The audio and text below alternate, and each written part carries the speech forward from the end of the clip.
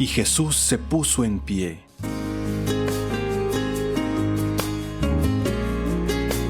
Por Noel Navas.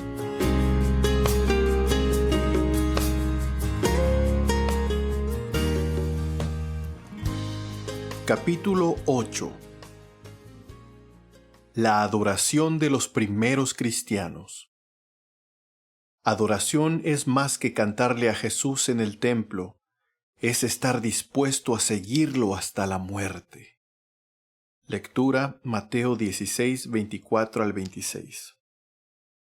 Leer primordialmente la Escritura y, en segundo lugar, la historia de la Iglesia debería ser una práctica cotidiana del cristiano. Cuando te familiarizas con la historia de los creyentes que siglos antes nos precedieron, puede causar un impacto muy positivo en la mente.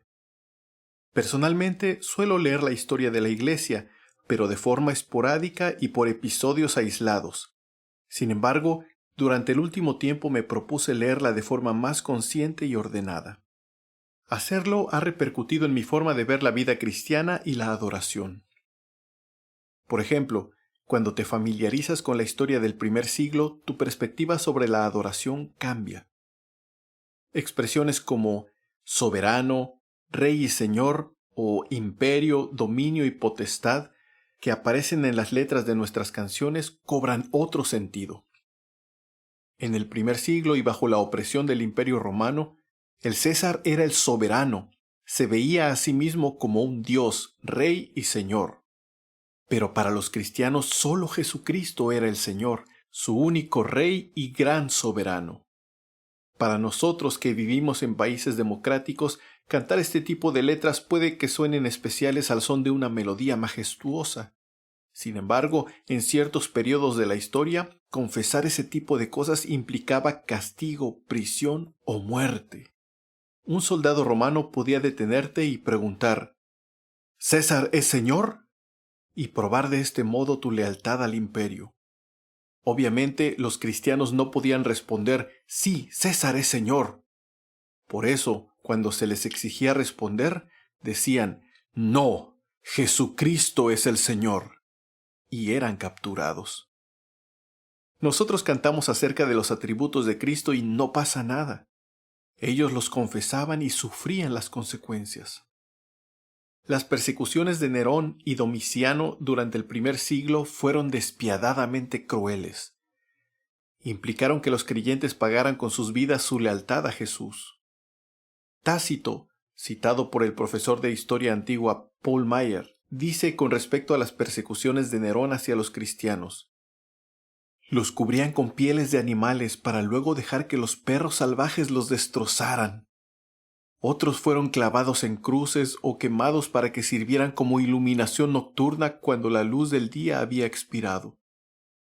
Los jardines de Nerón servían como plaza para el espectáculo, creando un ambiente de circo donde él se mezclaba con la gente vestido como auriga. Si intentas imaginar la escena, era un espectáculo aterrador e infundía pánico a los transeúntes. Por lo que tenías que pensártela 2 veces si de verdad querías profesar lealtad a Jesús, convertirte al cristianismo y a la vez en antorcha viviente. Pero los cristianos habían encontrado en Jesús la vida abundante que describen los evangelios y por tal motivo estaban dispuestos a entregar sus vidas en sacrificio. Jesús dijo, si alguno quiere venir en pos de mí, niéguese a sí mismo, tome su cruz y sígame. Porque el que quiera salvar su vida la perderá, pero el que pierda su vida por causa de mí la hallará. Los primeros cristianos estaban conscientes de estas palabras. Ellos abrazaron la fe cristiana sabedores de lo que implicaba. No como hoy que, después de emocionarse por las canciones del servicio de adoración y escuchar un sermón motivacional, la gente dice, sí, yo quiero seguir a Jesús, sin percatarse de las implicaciones detrás de la decisión. En otro lugar, Jesús dijo, estas cosas os he dicho para que no tengáis tropiezo.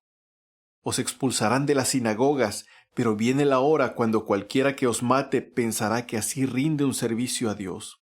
Y harán estas cosas porque no han conocido ni al Padre ni a mí.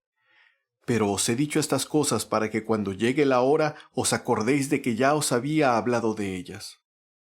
Por eso, palabras como ofrenda, holocausto, sacrificio, etc., suenan bien en las letras de nuestras canciones, pero en la mente de la iglesia perseguida, cantar esas palabras era pensar en dar literalmente sus vidas en el circo romano.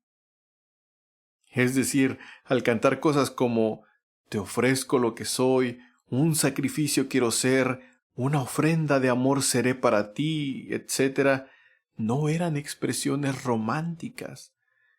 Era pensar en sus cuerpos siendo traspasados por la espada y la lanza o a ser devorados por las fauces de los leones. Se cuenta que en dichos espectáculos sangrientos los cristianos no huían de las fieras, se quedaban quietos, abrazados. Papás, mamás y hasta niños oraban juntos con tal de no negar a su Señor en las últimas de cambio. Algunos hasta entonaban himnos antes de sentir los colmillos triturando sus huesos.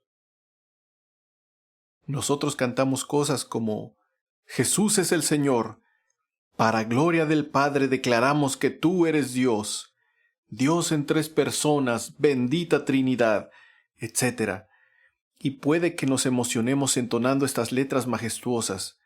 Sin embargo, para los cristianos de los primeros siglos eran declaraciones poderosísimas en contra de las herejías que estaban minando la iglesia.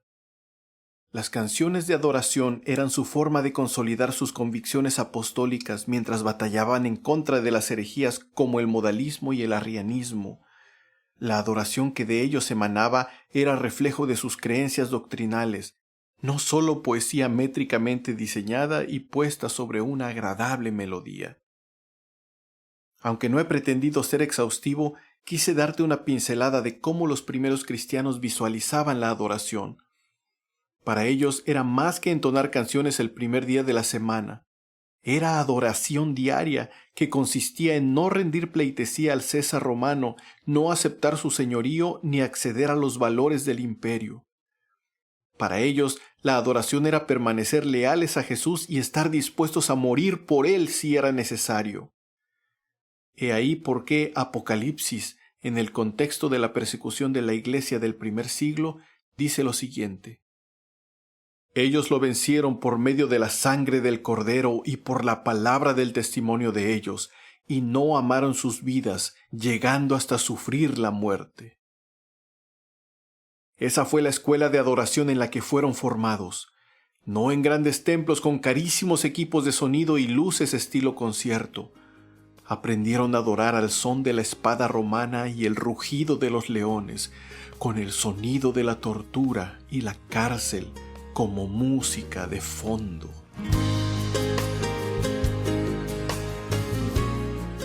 Preguntas de reflexión. ¿Conocías cómo veían la adoración los primeros cristianos? ¿Estás consciente de lo que cantas en la iglesia? ¿Estás dispuesto a adorar a Jesús hasta la muerte? Preguntas para reuniones grupales.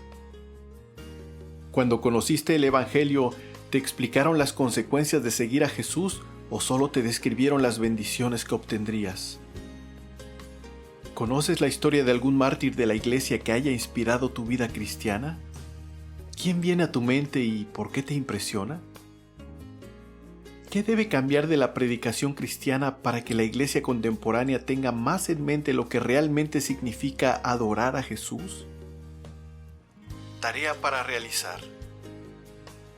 Esta semana, durante el servicio de adoración de tu iglesia, presta atención a las letras que se canten, principalmente a aquellas que describan a Dios como Rey, Señor y Soberano, y las que hablen de dar la vida, entregarla y rendirla. Al identificar ese lenguaje, recuerda cómo adoraban los primeros cristianos, siendo leales a Jesús hasta la muerte. Canta como si tú fueras ellos, canta con el compromiso que ellos tenían, adora como lo hacían los primeros cristianos.